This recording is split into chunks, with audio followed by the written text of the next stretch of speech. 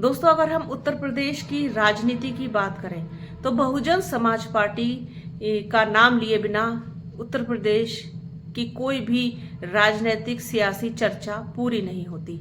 जब तक बहुजन समाज पार्टी का नाम न लिया जाए तब तक यहाँ की राजनीति यानी कि उत्तर प्रदेश की सक्रिय राजनीति पूरी ही नहीं होती।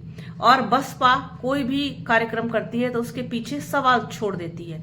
अब उस सवाल पर लोग अपना दिमाग लगाते रहते हैं। जैसे कि 9 अक्टूबर को जब रैली हुई तो जो लोग बसपा को खत्म मान रहे थे, कमजोर मान रहे थे, उनको बहुत ही करारा और सटीक जवाब बसपा की तरफ से मिला। बसपा सुप्रीमो मायावती के एक आह्वान पर लाखों आदमी लखनऊ पहुंच गया, लाखों समर्थक बसपा के लखनऊ पहुंच गए और उन्होंने दिखा दिया, बता दिया कि वो बसपा के साथ थे और हमेशा रहेंगे।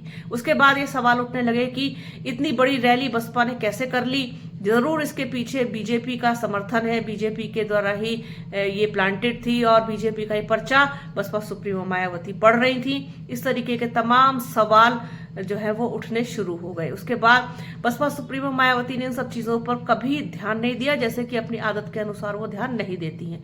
वो सारी चीजें अपने आप शांत हो गई।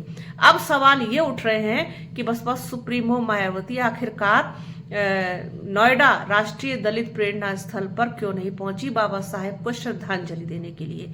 जो कारण उन्होंने बताया वो कारण उनके गले नहीं उतर रहा है कि ये तो कोई कारण नहीं हुआ। यानी कि जब वो गई थी, रैली की उन्होंने, तब वो बीजेपी के कहने से रैली की, और अब अगर वो नहीं गई है तो भी बीजेपी ने उनको रोक दिया है, बीजेपी ने ही उनसे मना कर दिया है कि वहां नहीं जाना है।